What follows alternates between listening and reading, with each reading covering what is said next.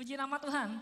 Saya mengucap syukur, tadi Pastor Arif bilang selalu ada alasan untuk kita bisa mengucap syukur setiap hari. Apa yang kita alami setiap hari, Tuhan bilang dalam firman-Nya bahwa kasih setia Tuhan, rahmat Tuhan itu selalu baru setiap pagi. Jadi selalu setiap hari ada hal yang bisa kita ucapkan syukur. Amin Bapak Saudara. Oke, ada mainan baru. Saya nanti akan mencoba beberapa pakai ini ya Bapak Saudara ya.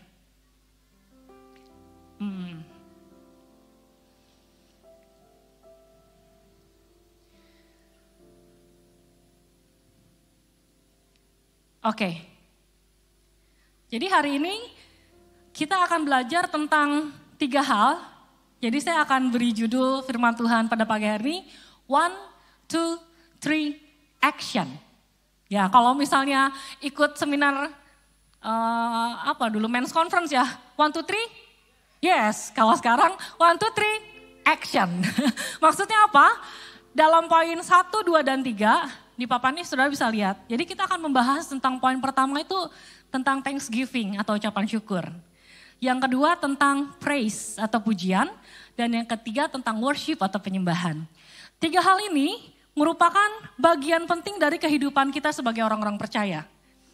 Kalau kita adalah orang-orang yang ditebus oleh penebusan darah Kristus di atas kayu salib, 3 hal ini gak bisa dipisahkan dalam kehidupan kita. Dan ini saling berkaitan satu dengan yang lainnya saat kita menjalani kehidupan kita sebagai orang-orang percaya. Bapak Saudara mau belajar? Sebulan ini ya, beberapa minggu kita banyak belajar tentang ucapan syukur. Jadi saya akan bahas sedikit, ini melengkapi ya, dari apa yang sudah disampaikan dari minggu yang pertama oleh Pastor Arif, kemudian minggu yang kedua oleh Ko Daniel Nathanael, kemudian minggu lalu oleh Ko Dede atau Ko Arif Dede ya. Ini akan melengkapi ya. Saya nggak janjian sama mereka, tetapi ternyata firman Tuhan yang sampai kepada kami itu bisa sama. Dan saya percaya bahwa ketika kami dapat pesan yang sama, pesan itu yang sebenarnya pengen Tuhan sampaikan buat kita sebagai jemaat Tuhan. Amin. Amin. Kita mulai. Thanksgiving nomor 1. Kita buka dulu ya ayatnya ya. Oh di situ ada kata-kata by thanksgiving we acknowledge God goodness. Jadi dengan mengucap syukur kita sedang mengakui kebaikan Tuhan. Amin. Kita baca ayatnya di Ibrani pasal yang ke-12 ayat yang ke-28. Ini sama juga ayatnya waktu dia bahas sama Ko Daniel Nathanael ya. Tapi saya akan highlight kata mengucap syukur. Kita baca sama-sama ya. Ibrani pasal yang 12 ayat yang ke-28. Jadi karena kita telah menerima kerajaan yang tidak tergoncangkan, marilah kita mengucap syukur dan beribadah kepada Allah menurut cara yang berkenan kepadanya dengan hormat dan takut. Ada yang saya kasih warna putih, kata-kata mengucap syukur. Nah, dalam terjemahan bahasa Inggris versi NIV, kata mengucap syukur itu ditulis sebagai be thankful, berterima kasih. Kemudian di dalam bahasa Inggris versi New King James Version, ditulis have grace, punya kasih karunia. Ya, jadi bisa disimpulkan mengucap syukur itu memang ucapan terima kasih. Ucapan terima kasih dari apa? Dari kasih karunia Tuhan yang diberikan dalam kehidupan kita. Kalau bahasa yang lain nih Bapak Saudara ya, kalau nggak salah bahasa Perancis. Bahasa Perancisnya terima kasih apa? Ada yang tahu? Grâce gitu ya. Kalau bahasa Spanyolnya terima kasih apa? Gracias. Nah ternyata kata terima kasih itu nggak bisa dipisahkan dari yang namanya grace atau kasih karunia. Tadi ya thanksgiving itu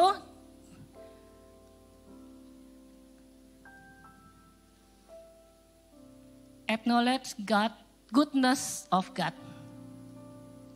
Yang kedua ada kata grace atau kasih karunia. Ada yang namanya grace di sini, boleh angkat tangan? Oh ada, atau ada yang anaknya dikasih nama Grace. Ada Grace, Graciela, Gracia, ada apa lah semua itu ya. Artinya kasih karunia, bener gak? Dapat anak namanya Grace, anugerah Tuhan. Ya, di sini ada kata-kata, we cannot have grace without be thankful. Jadi kita gak bisa hidup di dalam kasih karunia Tuhan tanpa ada ucapan syukur di dalam kehidupan kita. Sama aja seperti ini, kalau kita mengucap syukur, kita ada di lingkup kasih karunia Tuhan. Begitu kita keluar dari enggak mengucap syukur alias suka bersungut-sungut, kita lagi keluar dari kasih karunia Tuhan. Bahaya Bapak Ibu Saudara kalau hidup kita enggak ada di dalam lingkaran kasih karunia Tuhan. Pernah ingat enggak? Orang tuh suka ngomong gini, kehidupan berat, iya berat. Jalani dengan ucapan syukur. Nanti kehidupan jadi lebih ringan. Nah, saya tangkap satu hal dari sini Saudara. Betul kehidupan kita terkadang kita harus ketemu kesulitan, ketemu kesukaran, ketemu pergumulan. Tetapi dengan mengucap syukur, kok kayaknya jalaninya lebih ringan ya. Ternyata ada kasih karunia Tuhan di situ yang menolong kita. Kalau kita bersungut-sungut ketika kita menjalani kehidupan kita, rasanya lebih berat. Karena apa? Tuhan gak ada bersama-sama dengan kita. Kasih karunia Tuhan tuh gak menyertai kita gitu. Dan ketika kita berjalan tanpa ucapan syukur, firman Tuhan bilang kita lagi jalan di tempat yang licin. Seolah-olah baik-baik aja. Tapi satu saat kalau kita jatuh bisa ngegeledak, Saudara. Beda sama orang-orang yang mengucap syukur. Mungkin dia jatuh, tapi Tuhan bilang apa? Tidak akan sampai tergeletak. Karena di situ ada kasih karunia Tuhan. Amin. Yang kedua, ayat yang kedua kita baca. Ini juga udah dibahas sama Pastor Arif. 1 Tesalonika 5 ayat 18 tadi Bang Michael juga sudah baca ya. Mengucap syukurlah dalam segala hal. Karena sebab itulah yang dikehendaki Allah di dalam Kristus Yesus bagi kamu.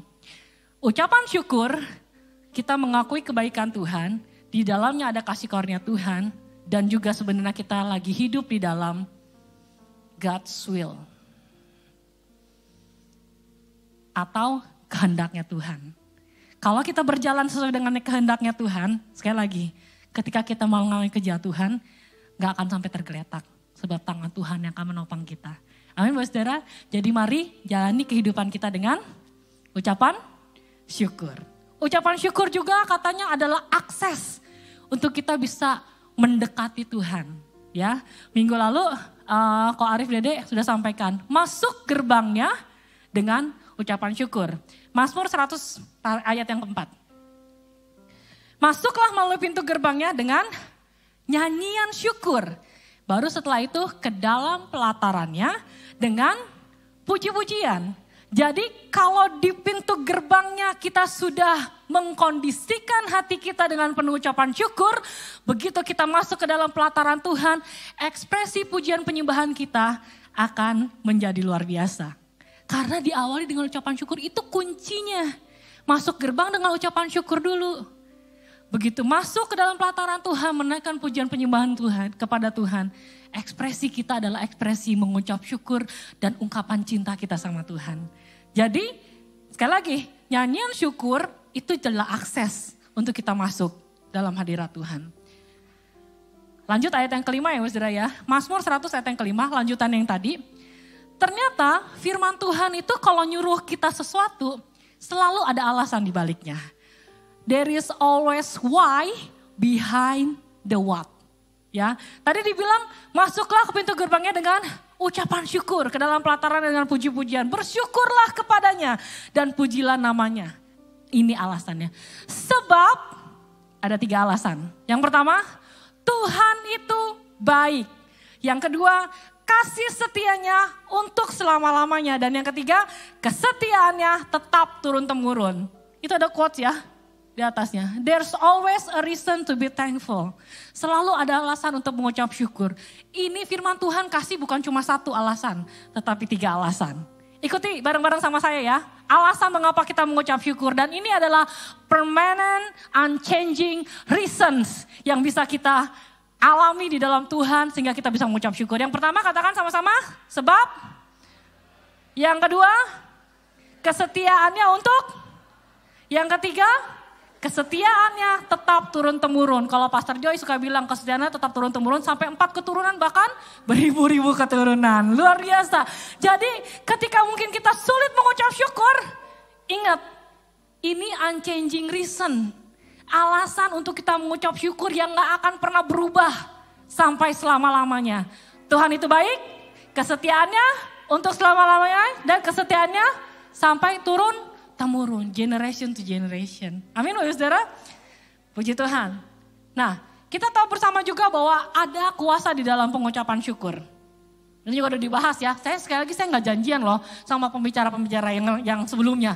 Tapi 3 hal ini Tuhan berbicara jelas di dalam kehidupan saya ketika saya mempersiapkan firman Tuhan pada hari ini. Yang pertama di Yohanes 11 ayat 41. Kita tahu ketika Lazarus mengalami kematian, ya, sebelum Yesus membangkitkan Lazarus dari kematian, Yesus mengucap syukur. There is a power in a thanksgiving. Yang kedua, kita tahu ketika Yesus mau memberi makan 5.000 orang laki-laki dengan mujizatnya melalui 5 roti dan 2 ikan, Tuhan mengangkat dan mengucap syukur, mujizat terjadi. Yang ketiga, cerita tentang 10 orang kusta. 1 orang balik kepada Yesus, 9 orang pergi kepada imam dan mereka disembuhkan. Jadi Bapak Saudara, saya mau bahas sedikit tentang 10 orang kusta ini. Ketika 10 orang kusta ini berteriak memanggil nama Yesus, ya, guru, kasihanilah kami. Yesus bilang apa? Pergilah kepada imam, tunjukkanlah dirimu. Jadi kalau zaman dulu, orang-orang yang sakit kusta itu gak bisa kumpul sama orang-orang yang tahir. Jadi mereka dari jauh udah ngomong, najis. Jadi gak bisa orang mendekati mereka. Ya, begitu Tuhan Yesus menyembuhkan mereka, 9 orang pergi, sebenarnya 10 orang lagi pergi. Di tengah perjalanan kan mereka sembuh ya. 9 orang menemui imam. Jadi kalau zaman dulu, kalau mau ditahirkan, kalau mau sembuh dari penyakit kusta, mereka tuh harus dapat sertifikat dari imam. Jadi kustanya udah sembuh, mereka harus datang sama imam. Nanti imamnya kasih sertifikat. Oh, kamu udah sembuh, saya kasih sertifikat yang buat kamu ya. Kamu udah sembuh. Ada jaminannya gitu. Tapi orang penyakit kusta, kalau misalnya penyakit kustanya itu sudah memakan daging-daging dari jari-jari atau misalnya organ tubuh yang lain, itu tuh akan hilang. Jadi kalau misalnya ruas jari ya, Mbak Saudara ya, kalau kena kusta di sini nanti ini potong nih, hilang. Nanti jarinya tinggal segini gitu. Tapi sembuh, tahir. Yang luar biasa, 1 orang kusta yang disembuhkan, dia datang kepada Yesus, dia berterima kasih kepada Tuhan. Bukan hanya penyakit fisik yang disembuhkan, tetapi spiritual. Penyakit spiritualnya pun dipulihkan Tuhan, bahkan Tuhan bilang imanmu telah menyelamatkan engkau. Bahkan ada satu quote yang bilang, 9 orang sembuh tapi hanya 1 orang yang diselamatkan. Orang yang datang sujud berterima kasih sama Tuhan Yesus. Firman Tuhan di versi yang lain, saya baca di King James Version, ini lebih luar biasa lagi. Bahasa Indonesia bilang imanmu telah menyelamatkan engkau. Versi King James Version-nya bilang had made thee whole. Utuh. Bapak Saudara bayangin, tadi saya bilang ya, kalau kena kusta putus jarinya, udah putus, tapi memang sembuh. Tapi Tuhan bilang, firman Tuhan bilang, ketika 1 orang kusta datang berterima kasih sama Tuhan, dia dijadi utuh. Saya percaya itu tadinya mungkin putus, tapi dia menjadi utuh kembali. Sama sekali gak ketahuan dia pernah kusta, makanya dia gak perlu menampakkan diri kepada imam. Dia gak perlu sertifikat kesembuhan dari imam. Karena dia benar-benar disembuhkan secara whole, utuh. Maksudnya apa Saudara? Mungkin 3 hal ini adalah extreme problem yang sedang kita alami. Mungkin kita sedang mengalami kematian. Mungkin gak secara kematian secara fisik. Tapi kematian secara usaha kita mungkin. Kematian di dalam hubungan kita. Mungkin kita juga ada di dalam pergumulan kebutuhan yang sangat berat. Dan itu menjadi problem yang sangat ekstrim buat kehidupan kita. Atau mungkin bahkan kita seperti orang kusta yang diabaikan orang lain. Yang dibilang najis. Mungkin itu ekstrim problem buat kita. Kuncinya adalah mari mengucap syukur kepada Tuhan. Itu membuka akses, Tuhan akan kerjakan kuasanya di dalam kehidupan kita. Saya ngalamin Bapak Saudara tahun lalu, saya kehilangan kakak saya. Ya, itu benar-benar perasaan yang paling mengguncang dalam hidup saya. Tapi saya belajar mengucap syukur. Sekali lagi mengucap syukurnya bukan untuk kematiannya. Tetapi mengucap syukur dalam segala halnya. Karena saya melihat meskipun di dalam lembah kekelaman, saya bisa rasakan kasih Tuhan melalui orang-orang di sekitar saya. Dan saya bisa mengucap syukur bahwa orang-orang di sekitar saya begitu memberi kekuatan, begitu memberi penghiburan. Saya tahu itu adalah Tuhan yang mengerjakan dalam kehidupan saya. Amin Bapak Saudara. Jadi apapun problem yang saat ini kita alami, mari datang kepada Tuhan dan ucapkanlah syukur. Karena dengan mengucap syukur, kita sedang berjalan di dalam kasih karunia Tuhan. Dan kita sedang berjalan di dalam kehendak Tuhan. Amin Bapak Saudara. Oke, ada satu quotes Ini dari Derek Prince, dulu saya suka baca bukunya ya saudara ya. Sudah almarhum tapi pengajaran-pengajaran beliau itu masih relevan sampai sekarang. Jadi ada satu quote yang ditulis seperti ini. The more we thank God for all He's already done, the easier it is to believe Him for what He will do next. Jadi maksudnya gini, bahasa Indonesianya. Semakin kita bersyukur kepada Tuhan atas apa yang telah Dia lakukan, itu akan membuat kita semakin mudah untuk percaya, untuk mempercaya Dia atas apa yang akan Dia lakukan selanjutnya. Jadi kalau kita bersyukur atas apa yang sudah terjadi dalam kehidupan kita hari ini, kita akan mudah mempercayai Tuhan. Kedepannya Tuhan pasti tolong, kedepannya Tuhan pasti cukupkan. Amin, saudara. Saya belajar hal ini dari anak saya yang kedua, saudara. Jadi anak saya yang kedua umurnya 8 tahun, namanya Nathan. Kalau setiap pagi saya akan siapkan anak-anak saya sarapan, terus saya bawain bekal. Nah selesai sarapan atau selesai makan siang biasanya, dia akan selalu ngomong gini sama saya, "Mah, nanti dinernya apa?" Wah, baru beres makan pagi, udah nanyain dinner. "Mah, nanti dinernya apa?" Atau dia gini, "Mah, makan malam apa?" Gitu. Terus saya kan, maksudnya kadang-kadang belum kepikiran saudara ya, baru juga beres masak gitu ya, baru beres ini gitu ya. Udah mikirin makan malam lagi. Terus saya suka jawab sekenanya, "Udah ntar malam makan nasi pakai garam," saya bilang gitu ya. "Biarin, ya, mama gak mau masak," gitu ya, kadang-kadang gitu. Terus waktu saya mempersiapkan ini, saya ketemu quotes ini, Roh Kudus tegur saya loh saudara. Dia bilang gini, "Kamu gak boleh ngomong gitu sama anak kamu. Kamu lihat gak? Anak kamu tuh mengucap syukur atas apa yang dia makan pagi hari, siang hari. Dan dia yakin makan malam tuh mama papanya udah siapin. Makanya dia tanya, 'Mah, ntar makan malam apa?' Karena dia tahu pasti mama papanya akan siapin makan malam buat dia gitu. Padahal itu belum malam, baru beres sarapan." Dan Tuhan berbicara dalam hidup saya. Semakin kita mengucap syukur dengan apa yang kita alami hari ini, semakin mudah membuat kita percaya apa yang akan Tuhan lakukan di hidup kita. Amin, saudara. Berikan tepuk tangan yang meriah buat Tuhan kita Yesus Kristus, Allah yang luar biasa. Wow. Nah sekarang, mungkin ada doa-doa Bapak Ibu Saudara yang belum dijawab sampai sama Tuhan sampai saat ini. Kuncinya juga ada di ucapan syukur. Kita baca ya, Filipi 4 ayat yang ke-6. "Janganlah hendaknya kamu khawatir tentang apapun juga, tetapi nyatakanlah dalam segala hal keinginanmu kepada Allah dalam doa dan permohonan dengan ucapan syukur." Jadi kalau berdoa, jangan cuma kasih Tuhan list shopping list. "Tuhan saya minta ini. Tanpa ucapan syukur. Bahkan ditambahin, "Tuhan saya minta ini dengan ancaman belakangnya. Kalau Tuhan gak kasih, saya gak mau kasih perpuluhan. Kalau Tuhan gak kasih, saya gak mau ikut live. Kalau Tuhan gak kasih, saya gak mau ke gereja. Kalau Tuhan gak kasih, saya gak mau pelayanan." Tuhan bilang, kalau kita mengajukan permohonan doa, dengan apa? Ucapan syukur, bukan dengan ancaman. Coba cek, adakah doa-doa kita yang saat ini belum dijawab Tuhan? Boleh ngajuin permohonan sama Tuhan? Boleh. Tapi sertai dengan ucapan syukur. Amin, saudara. Coba, sekarang saya mau. Ada yang di sini datang bersama pasangannya, suami atau istrinya? Oh, ada ya. Sekarang lihat pasangan Bapak Saudara dan bilang, "I thank God for you." I thank God for you. Yang jomblo? Yang jomblo bilang, "Aku bersyukur atas kehidupanku, apa yang ada dalam kehidupanku." Amin. Nah sekarang saya mau Bapak Ibu Saudara ambil waktu untuk bisa menutup mata. 10 detik aja.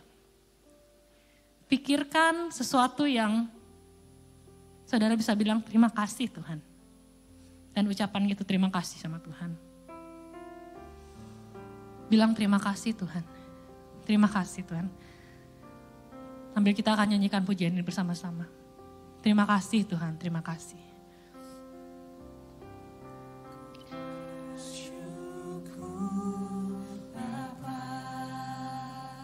Terima kasih Tuhan.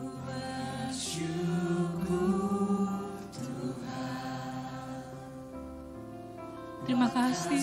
Setiamu di dalam hidupku, ku bersyukur.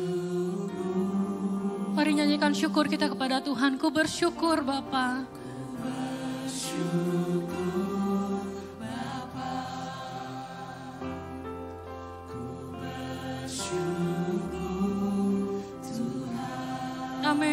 amin. Buat kasih setiamu di dalam hidupku, ku bersyukur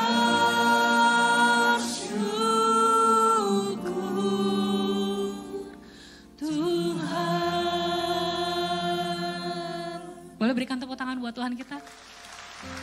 Bersyukur buat kasih setia Tuhan. Amin. Kita masuk poin yang kedua ya saudara. Siap? Poin yang kedua tentang pujian. Praise. By praise we acknowledge God's greatness. Jadi kalau tadi ucapan syukur kita mengakui kebaikan Tuhan. Dengan pujian kita mengakui kebesaran Tuhan.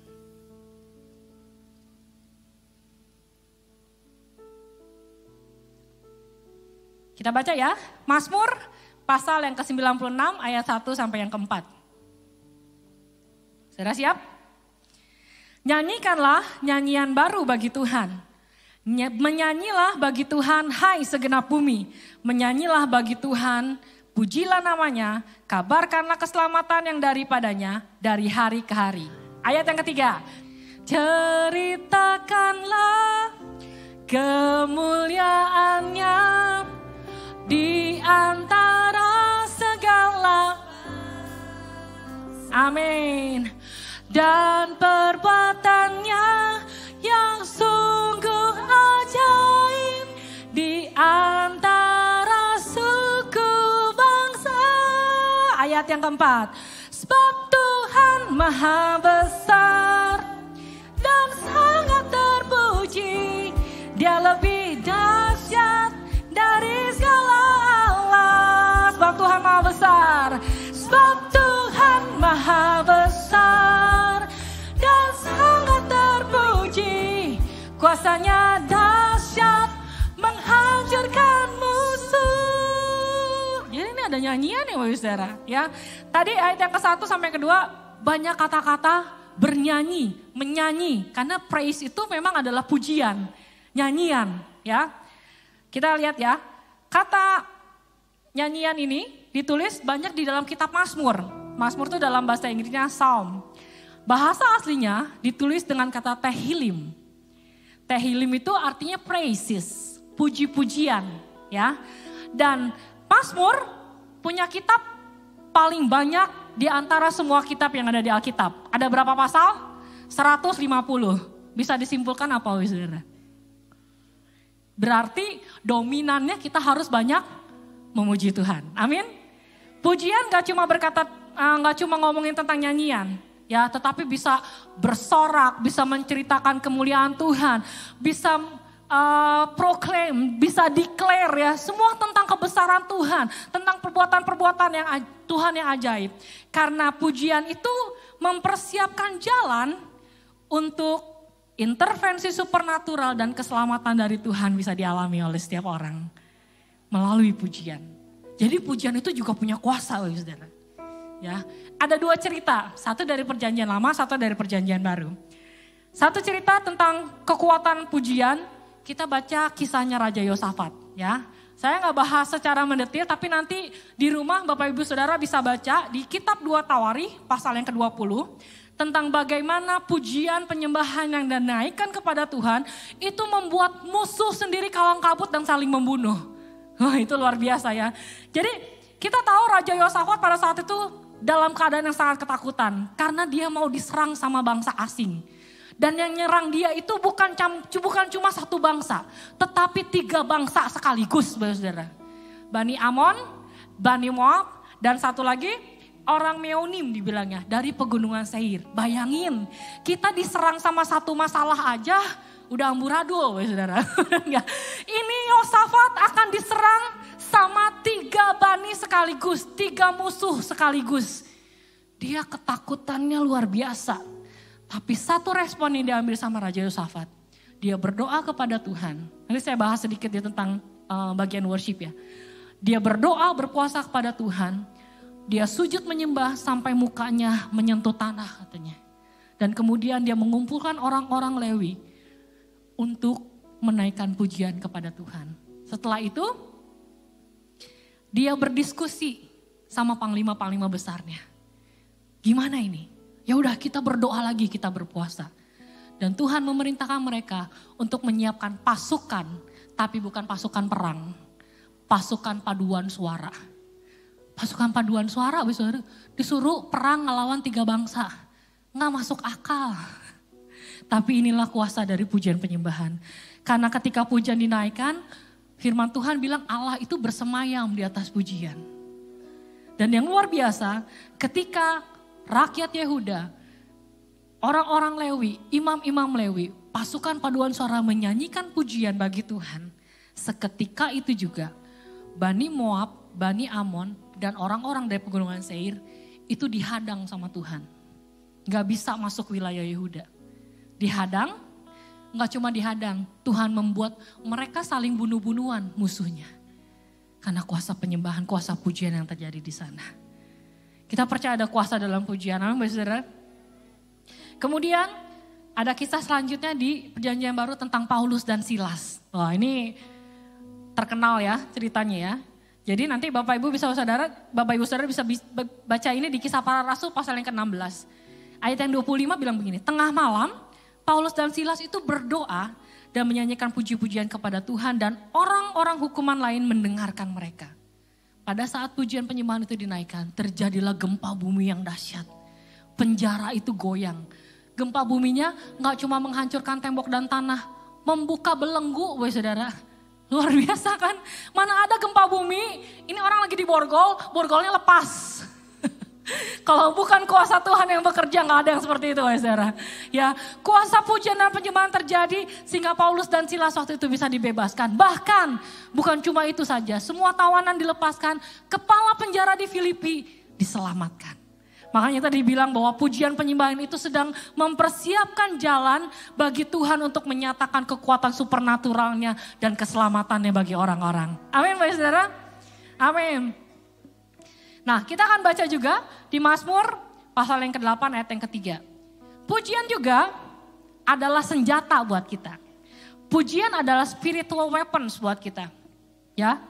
Nah ini saya tulisin lagi di sini ya biar ingat Bapak Saudara ya. Jadi ada kuasa dalam pujian.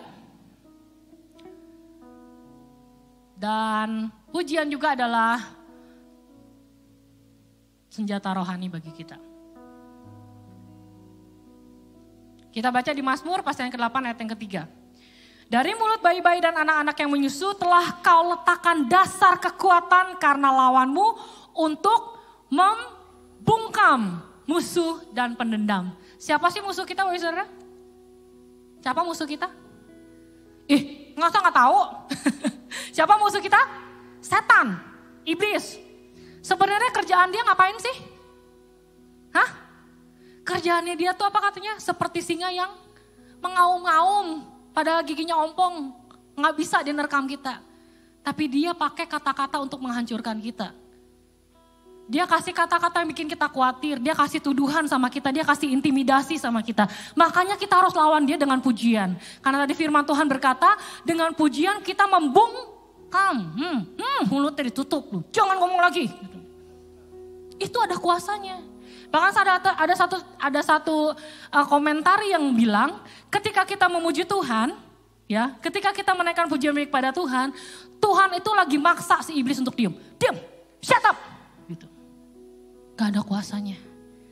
Jadi kesimpulannya nih, kalau kita sering dihinggapi pikiran-pikiran khawatir, kalau kita sering dihinggapi pikiran-pikiran yang bikin kita jatuh, yang bikin kita, aduh Tuhan, takut. Gitu. Lawan sama memuji Tuhan. Karena ketika kita memuji Tuhan, kita punya senjata untuk bisa membungkam mulutnya si iblis. Jangan ngomong lagi. Tuhan lebih berkuasa dari omongan si iblis. Kita bisa lawan si iblis. Amin saudara. Jadi jangan takut ya. Amin. Oke, mungkin Bapak Saudara ada yang bertanya. Terima kasih untuk pertanyaan Bapak Saudara. Yesus itu memuji Tuhan gak sih?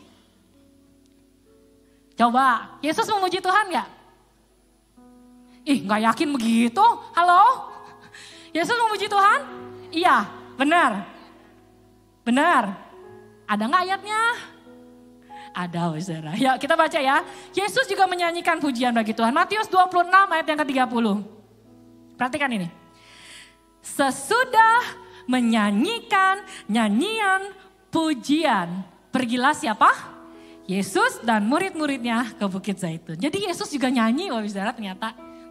Yesus juga menaikkan pujian kepada Tuhan. Versi Alkitab yang terbuka, kalau saya AYT ya, versi AYT. Kata menyanyikan nyanyian pujian ini dibilang Yesus tuh menyanyikan mazmur. Ya, jadi kalau kita tahu di dalam bangsa Israel, bangsa Yahudi, itu mereka punya nyanyian wajib di kitab Mazmur. Ya, jadi Yesus juga menyanyikan pujian. Dan saudara tahu, ketika Yesus menyanyikan pujian ini, sebenarnya dia lagi dalam masa-masa mau disalibkan, saudara. Jadi kitab ini ditulis setelah mereka mengadakan perjamuan terakhir. Ya, jadi setelah perjamuan terakhir Yesus ke Bukit Zaitun, di sanalah dia akan ngomong sama Petrus, nanti aku akan gini loh gitu. Jadi mengawali masa penderitaan Yesus, tapi luar biasanya Yesus kasih contoh sama kita. Di dalam masa penderitaan dia memuji Tuhan, karena di situ adalah letak kekuatan kita. Amin, saudara. Puji nama Tuhan. Oke. Kita masuk ke Mazmur 150 ayat yang ke-6. Ini adalah ayat terakhir di kitab Mazmur. Ditulisnya, biarlah segala yang bernafas memuji Tuhan. Haleluya. Kalau kita baca di Mazmur 148, ada 29 jenis ciptaan Tuhan yang memuji Tuhan. Mulai dari raja-raja, mulai dari bumi, mulai dari langit, mulai dari air, mulai dari petir, segala macam. Memuji Tuhan, 29 jenis ciptaan Tuhan memuji Tuhan. Dan ayat Mazmur terakhir ditulis, biarlah segala yang bernafas memuji Tuhan. Bapak Ibu Saudara semua sini bernafas? Coba tarik nafas.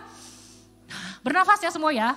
Berarti ada satu yang gak masuk bagian untuk memuji Tuhan. Siapa? Orang-orang yang gak bernafas. Orang-orang mati. Gak memuji Tuhan. Tapi selama kita masih bernafas, mari kita memuji Tuhan. Amin. Ada kekuatan, ada power di sana. Saya waktu itu nemu satu postingan di TikTok apa di Reels gitu, saya lupa, tentang ini, YHWH. YHWH ini adalah sebutan Tuhan atau Allah dalam bahasa Ibrani. Ya, kalau di Alkitab kita ditulis nama Tuhan yang semuanya huruf besar, itu YHWH. Kalau misalnya nggak ada huruf vokalnya susah ya Bapak Ibu ya bacanya ya. Kita kalau baca ini biasanya apa? Yahweh. Kita tambahin huruf A, kita tambahin huruf E belakangnya. Jadi bisa dibaca secara vokal. Nah, di postingan itu bilang begini, sebenarnya YHWH ini adalah diberikan kepada orang-orang yang bernafas. Jadi bayi baru lahir, nafas, sampai orang yang meninggal, tarikan nafas mereka yang terakhir, itu bicara tentang Allah. Saya kasih contoh. Tadi yang YH itu tarikan nafas. Kalau kita buka mulut kita tarik nafas, bunyinya gini. Nah itu YH. WH itu ketika kita menghembuskan nafas.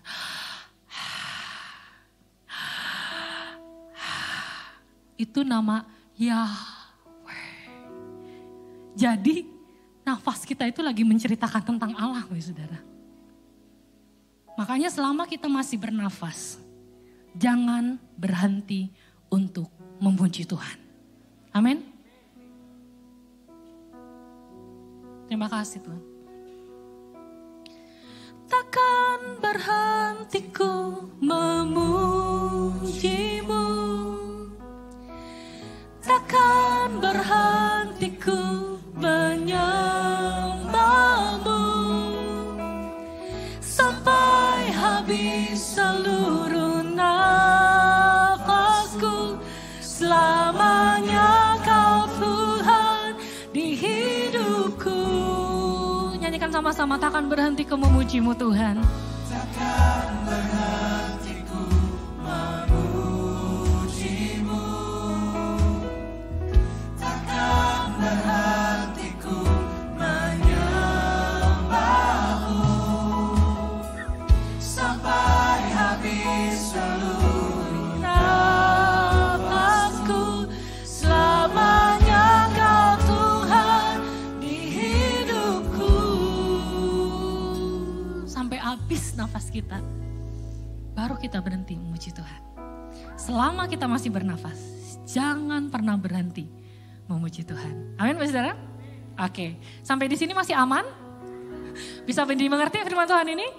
Nah, kita masuk bagian yang ketiga ya. Kita masuk di worship. By worship, we acknowledge God's holiness. Di sini kita mengakui kekudusan Tuhan.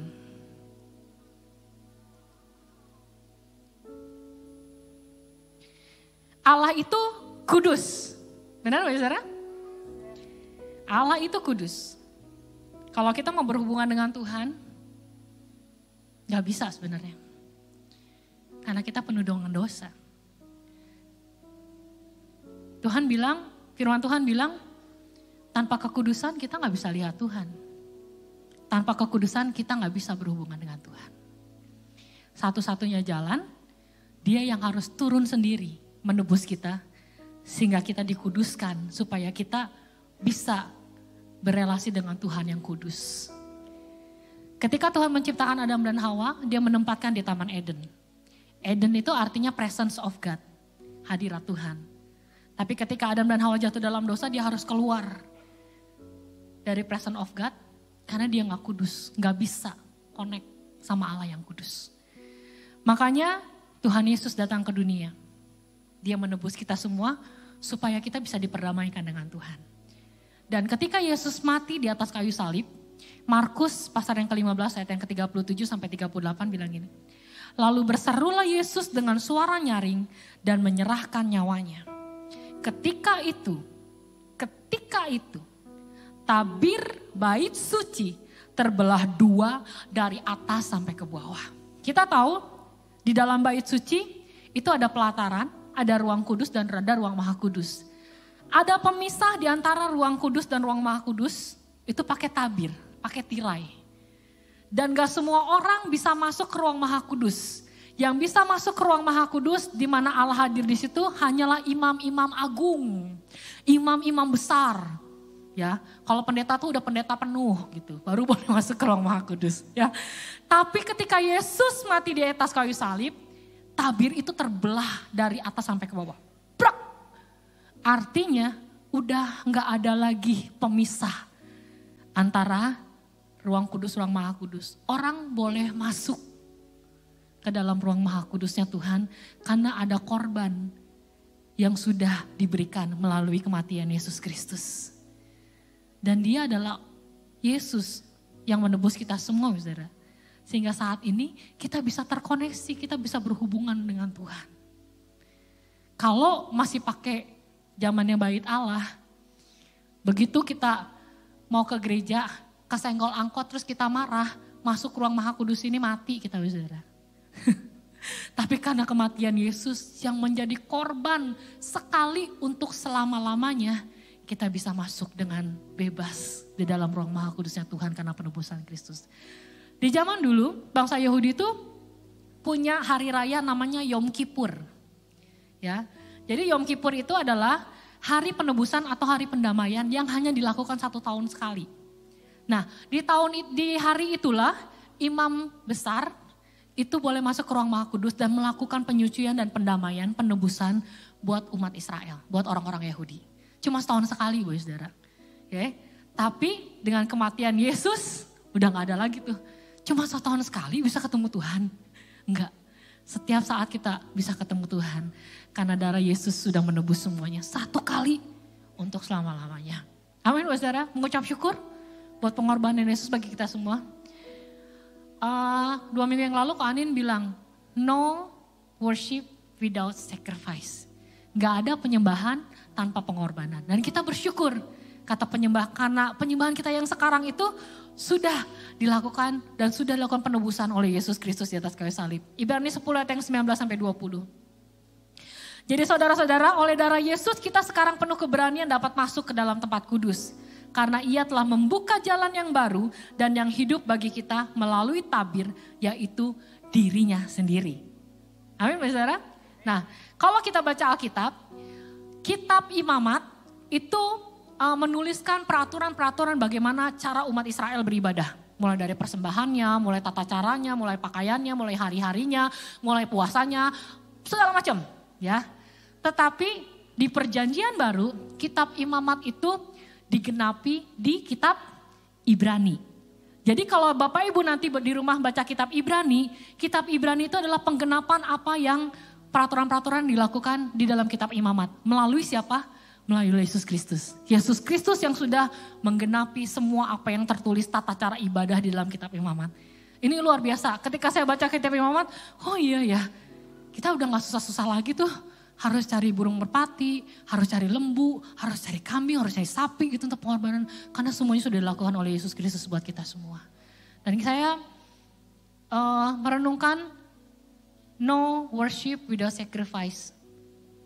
Ada kata sacrifice, korban. Ya. Apa sih yang bisa kita korbankan?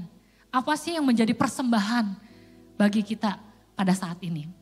Tadi saya bilang ya, kitab Imamat itu berelasi dengan kitab Ibrani. Kalau kita dengar kata kitab Ibrani, ayat yang paling terkenal apa saudara? Hah? Ibrani surat 1 tentang apa tante? Iman. Jadi sacrifice persembahan kita iman. Iman kepada siapa? Iman kepada Yesus Kristus. Nah, Bapak Saudara, kalau kita baca dulu ya Ibrani 11 ayat yang ke-6. Nah, tanpa iman kita tidak mungkin orang berkenan kepada Allah. Sebab barang siapa berpaling kepada Allah, ia harus percaya bahwa Allah ada dan bahwa Allah memberi upah kepada orang yang sungguh-sungguh mencari Dia. Jadi katanya tanpa iman kita nggak bisa berkenan kepada Allah. Jadi penyembahan kita, persembahan kita itu harus disertai dengan iman. Iman percaya kita kepada Yesus Kristus yang sudah melakukan penebusan itu bagi kita semua. Ada satu quote dari pendeta Bikman Sirait yang bilang gini, iman yang besar mampu memindahkan gunung. Tapi iman yang benar mampu tetap percaya meskipun gunungnya gak berpindah. Amin. Kenapa saya bicara ini? Karena saya mau bicara selanjutnya bahwa worship itu adalah attitude. Worship itu adalah sikap. Kata asli dari syakah dan proskuneo itu ada kata-kata memang tentang postur bagaimana kita bersikap. Terutama bersikap di hadapan Tuhan. Yang pertama itu ada bowing down the head. Ya, menundukkan kepala. Kalau orang Jepang tuh sampai punggungnya juga menunduk. Ini melambangkan hormat, rasa hormat kita. Dan menundukkan pikiran kita kepada Kristus. Itu penyembahan, arti dari penyembahan. Yang kedua, kneeling down, berlutut. Ketika kita berlutut, ini memang postur tubuh ya. Karena memang kata syakah itu kata aslinya memang tentang postur tubuh secara jasmani, berlutut. Orang-orang zaman dulu, zaman kerajaan, nggak berani sejajar dengan rajanya. Dia harus berlutut. Bahkan sampai sekarang kalau Bapak Ibu Saudara main ke Jogja, ke keraton, itu orang-orang dalamnya tuh berlutut begini. Ya, karena apa ya, menunjukkan rasa hormat. Menunjukkan rasa, oh iya engkau tuh terhormat gitu. Dan kita punya attitude seperti itu sama Tuhan. Rasa hormat sama Tuhan. Dan yang ketiga, ini yang buat saya bentuk penyembahan yang paling dalam, saudara. Bilangnya apa? Falling posture face. Jadi benar-benar bersujud. Ini kalau orang bilang tiarap, saudara. Ini kalau gini udah gak bisa apa-apa. Sebenarnya tapi ini adalah posisi yang paling aman di hadapan Tuhan. Karena ketika kita dalam posisi ini kita sudah mengakui Tuhan, saya butuh Engkau. Saya butuh hikmat-Mu, saya gak bisa apa-apa. Dan saya mengakui kedaulatan Tuhan dalam hidup saya. Saya mau bilang saya setuju dan sepakat sama semua yang Tuhan putuskan terjadi dalam hidup saya. Ini postur penyembahan di hadapan Tuhan. Dan kata penyembahan di sini enggak cuma ngomongin tentang postur tubuh, tetapi bagaimana attitude kita ketika kita ada di hadapan Tuhan. Apakah kita mengakui Dia? Apakah kita menghormati Tuhan? Apakah kita memuliakan Tuhan lebih dari segalanya? Bapak Saudara, Chris Martin tahu? Bapak Saudara tahu Chris Martin? Coldplay. Tahu ya? Dia bikin pantun aja langsung viral loh Bapak Saudara. Apa pantunnya? Ingat gak? Pokoknya belakangnya apa? Boleh dong pinjam 100. Viral loh Bapak Saudara. Ya ampun dilulukan gitu ya. Oh keren banget Chris Martin gitu ya ampun gitu ya. Gimana posisi kita di hadapan Tuhan? Kita jadiin Tuhan siapa? Padahal Chris Martin tuh gak mati buat kita Bapak Saudara. Terus saya kemarin terakhir nonton The Marvels ya sama suami saya. Ada satu adegan di planet Atlana ya namanya. Saya tuh sampai bingung gitu ya. Begitu ini tokoh muncul, kenapa jadi pada heboh ini cewek-cewek semua di bioskop gitu. Ternyata ada si Prince, siapa? Prince Yan ya? Orang Korea, Bapak Ibu Saudara. Bapak Ibu Saudara gak tahu sih, nonton lah ya. The Marvels, siapa namanya? Pak Sun Yo tuh, saya oh ya susah lah pokoknya itulah namanya ya. Begitu dia muncul, itu satu bioskop, saya kan gak ngeh ya besarnya, saya mah biasa aja gitu. Gak ngefans juga sama K-pop gitu kan ya. Saya tanya sama suami saya, Say ada apa sih? Gitu. Itu Say, ya ampun itu sih. Desianya muncul, itu sampai, yang di sebelah saya tuh pakai ini ya, pakai kerudung, lucu ya, gemes. Ya Tuhan, saya bilang. Maaf ya, adik-adikku sayang. Bukannya gak cinta. Enggak, itu gak dosa woy saudara. Cuma maksudnya gini, ibu-ibu juga ya, kok bisa nonton K-pop sampai berseri-seri gitu ya. Nangisnya sampai rumbai gimana gitu ya. Saya juga nonton. Saya juga masih manusia, tapi ya enggak. Saya bilang gak dosa itu woy saudara. Cuma maksudnya gini, mereka itu gak mati loh buat kita. Mereka itu gak nyembuhin kita loh. Ya, cerita-ceritanya ya memang bikin sedih sih, bikin baper gitu ya. Tapi bukankah cerita di Alkitab firman Tuhan pengorbanan Yesus yang luar biasa itu jauh lebih romantis dibandingkan kisah-kisah drama-drama Korea. Kok bisa kita maksudnya lebih condong ke sana gitu dibandingkan cerita cintanya Yesus sama kita gitu. Maksud saya gini saudara. Mari kita punya attitude di hadapan Tuhan sebagai penyembahnya Tuhan. Dengan seluruh keberadaan kita. Ngefans boleh, gak apa-apa. Jangan sampai berlebihan juga ya saudara ya. Tapi tetap fans nomor satunya siapa? Yesus. Yesus tuh di atas segalanya buat kita. Amin Bapak Ibu Saudara. Oke. Saya masih punya waktu, aduh kayaknya cepat banget waktunya. Minta sedikit lagi aja ya. Mazmur 95 ayat ke-6 sampai ke-7. Ini tentang penyembahan, masuklah marilah kita sujud menyembah berlutut di hadapan Tuhan yang menjadikan kita sebab dialah Allah kita dan kita umat gembalaannya dan kawanan domba tuntunan tangannya. Pada hari ini sekiranya kamu mendengar suaranya. Lihat Bapak Saudara, itu saya bukannya salah ngetik ada spasi di bawahnya. Tapi memang ketika kita menyembah Tuhan, ada relasi di situ itu gak berhenti sampai di situ. Kalau Bapak Ibu Saudara baca di Alkitab buku memang ada spasi. Kemudian ditulis pada hari ini sekiranya kamu mendengar suaranya. Ketika kita menyembah Tuhan, kita berhubungan sama Tuhan, izinkan Tuhan memperdengarkan suaranya dan kita mendengar suaranya. Karena ketika kita, yang tadi ya posisi kita gak bisa apa-apa Tuhan. Kita sedang mengizinkan Tuhan berbicara melalui hidup kita. Jangan cuma kitanya yang ngomong terus sama Tuhan, tapi kasih waktu sama Tuhan untuk Tuhan berbicara sama kita. Kasih tuntunan, kasih hikmat, kasih pimpinan buat kita. Amin saudara. Nah, gimana kita caranya bisa mendengar suara Tuhan? Kita harus satu frekuensi sama Tuhan, sefrekuensi sama Tuhan. Ya, kita saksikan satu video dulu. Ini tentang bagaimana kita menyamakan frekuensi. Boleh multimedia?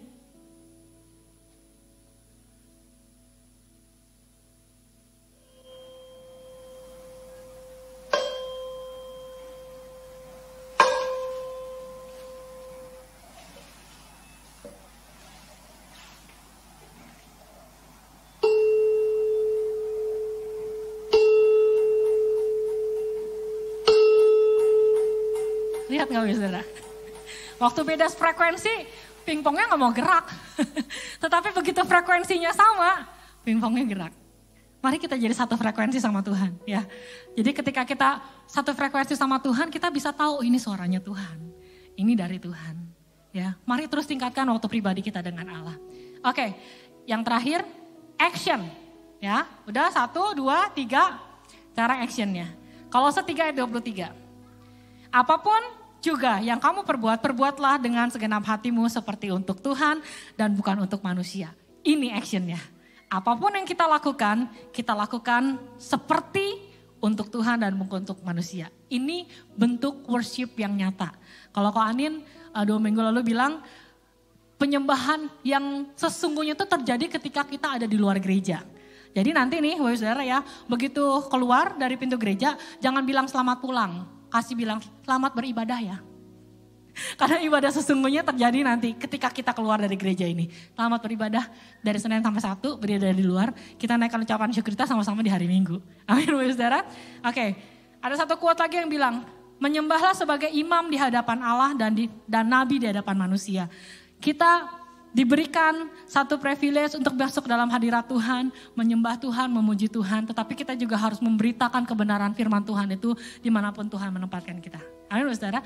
Ada satu lagunya udah lagu lama, judulnya Pujian Sejati. Nah saya mau kita nyanyiin lagu ini sama-sama. Bukan hanya sekedar nyanyian, tetapi pujian sejati itu berkata bahwa kita melakukan firman Tuhan. Kita melakukan kebenaran firman Tuhan, itulah yang menjadi pujian sejati dalam kehidupan kita. Kita belajar sama-sama lagunya saudara ya. Nanti teman-teman singer bisa ikut nyanyi. Memujimu lewat suaraku, terasa cukup bagiku.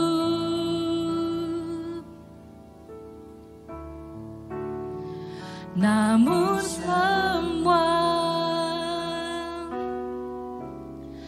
ternyata lebih dari yang kukira. Ku hanya peduli diriku. Ku tak mau tahu rindumu. Tak cukup hanya ku bernyanyi, mengangkat suara untuk memuji. Hidup memberi diri kepadamu, itu kerinduanmu. Tak cukup mulut yang memuji, tak cukup mulut yang bernyanyi. Ini yang Tuhan mau, melakukan firman-Mu. Amin. Itulah pujian sejati. Betul, pujian pada Tuhan itu baik, tapi gak cukup. Tuhan mau kita menjadi penyembahnya yang sejati, pemuji yang sejati dengan action. Melakukan kebenaran firman Tuhan dalam kehidupan kita. Tadi Bang Mike sempat bilang bahwa minggu ini adalah minggu misi. Worship juga punya tujuan misi. Yang terakhir, worship and mission. 1 Petrus 2 ayat yang 9, teman-teman singers boleh di tengah. 1 Petrus 2 ayat yang 9. Tetapi kamulah bangsa yang terpilih, imamat yang rajani, bangsa yang kudus, umat kepunyaan Allah sendiri, supaya kamu memberitakan perbuatan-perbuatan yang besar dari Dia yang telah memanggil kamu keluar dari kegelapan kepada terangnya yang ajaib. Kamulah bangsa yang terpilih, ada kata imamat yang rajani, ya. Karena penebusan Kristus, sekarang kita layak boleh masuk sebagai imam di dalam tempat maha kudusnya Tuhan.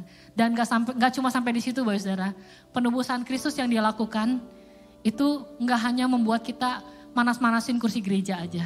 Tetapi ada kalimat berikutnya yang bilang, supaya kamu memberitakan perbuatan-perbuatan Allah yang ajaib. Jadi kita ditebus untuk bisa memberitakan kepada dunia tentang perbuatan Allah yang ajaib. Sehingga banyak orang akan mengenal Yesus sebagai Tuhan dan Juru Selamat dalam kehidupan kita. Amin. Saudara, saya undang saudara bangkit berdiri. Sama-sama kita akan mengucap syukur kepada Tuhan. Biar segala kemuliaan, pujian dan hormat hanya kami berikan kepadamu Tuhan. Allah kami yang perkasa, Allah kami yang hidup.